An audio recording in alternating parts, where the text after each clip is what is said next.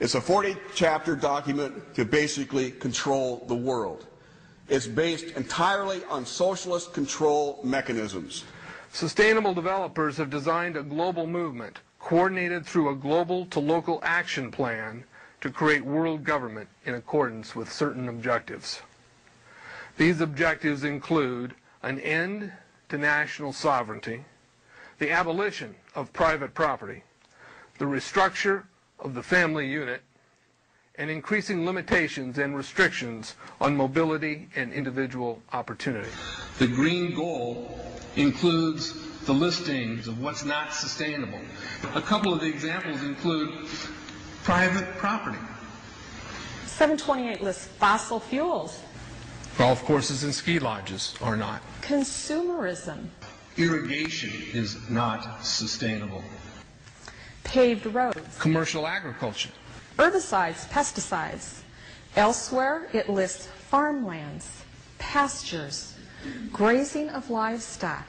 And the family unit. The focus of sustainable development is the abolition of private property, societal undermining of the family, and abandonment of the constitutional protection of unalienable rights as described in the Declaration of Independence. You see, I sat on the Santa Cruz Agenda 21 committees. Now, this was a lot of crazy ideas. This was back in the mid-90s. Crazy ideas I heard. Mother Earth's surface wasn't to be scratched. Human beings were to be concentrated into human settlement zones. Educational systems were to focus on the environment as the central organizing principle. All aspects of life were covered. Well, I went to these committees at the request of some people who told me that I needed to understand what was going on, and I came back and I said, this is craziness. This is so silly. It has no chance of having any effect on our society. Well, I was wrong. The United States government's support for Sustainable Development, Agenda 21, is very clear. In 1992, while the Rio Conference was going on, George Bush, then president, was there where he executed the Agenda 21 protocols on behalf of the United States and brought it back to Washington, D.C. Within a year, Bill Clinton, by executive order, no congressional review, established the President's Council for Sustainable Development. In Santa Cruz, we've got a 2-lane freeway system.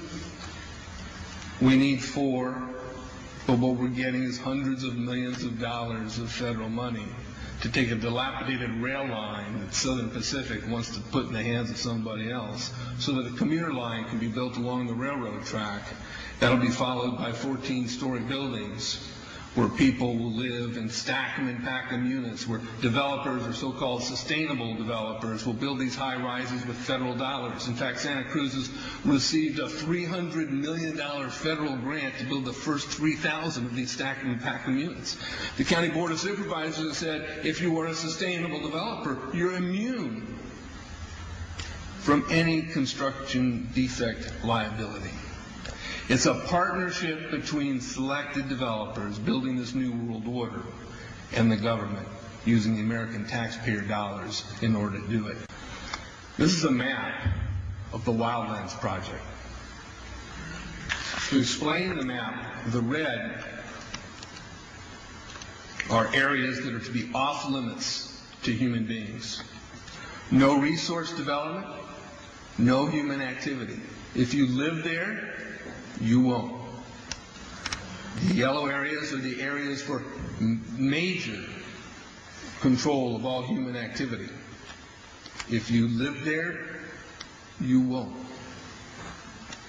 The black areas, the black dots, are the smart growth zones. That's where human beings are to be stacked and packed in small living units along rail tracks.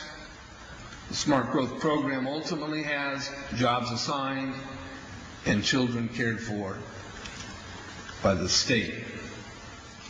The question has been asked many times how the people who are perpetrating these things expect to do this and make it last. And the answer to that is that you steal a generation of children and you indoctrinate them so that they accept these ideas and they become global citizens in the coming global village. UNESCO came out and declared 2005 to 2015 the decade of education for sustainable development. But they go on to say that it will encompass the 40 chapters of Agenda 21. That is your federal national curriculum. The entire purpose of second grade social studies is to transfer loyalty from the family to the government and teach them about sustainable economic consumption. Students construct their own understandings of reality and realize that objective reality is not knowable. So why bother?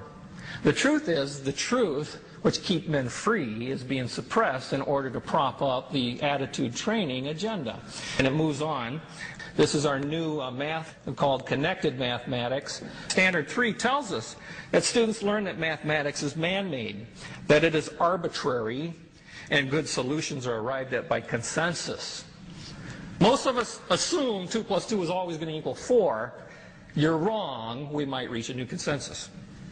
How well does it work? Well, they tell you in the teacher's guide in the back, it tells us that because the curriculum doesn't emphasize arithmetic computations done by hand, some students may not do as well on tests assessing computational skills. We believe such a trade-off in the favor of CMP is very much to the student's advantage in the world of work. Our children are mathematically illiterate on purpose. How do I know on purpose? Why isn't this just a basic bad idea? Because the Sustainable Development Plan tells us so. Generally, more highly educated people who have higher incomes consume more resources than poorly educated people who tend to have lower incomes. In this case, more education increases the threat to sustainability. Charlotte Iserby, I owe you an apology.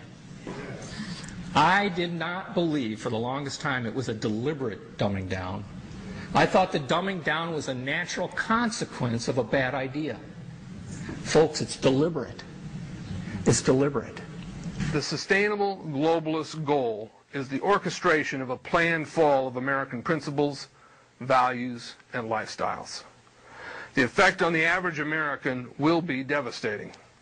With modernizing technology, the ordinary person will live without independence, privacy, or substantive rights. We're barely keeping our heads above water, trying to just help the community to be able to have good, healthy, organic food.